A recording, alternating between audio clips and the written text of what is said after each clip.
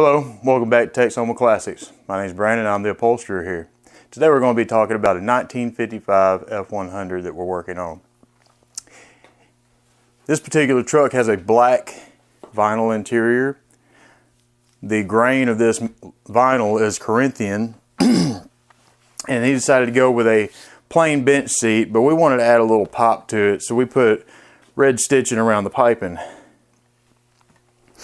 In order to continue the flow of the red stitching, we integrated it into the door panels as well, and then cut out the boards for them.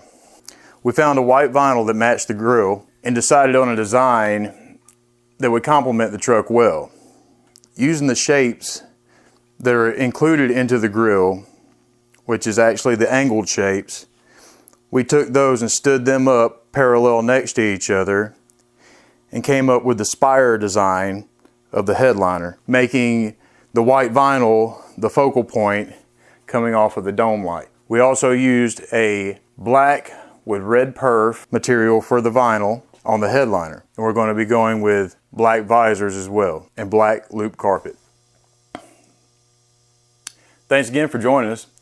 Check back later when we finalize this build and make a complete video. See you later.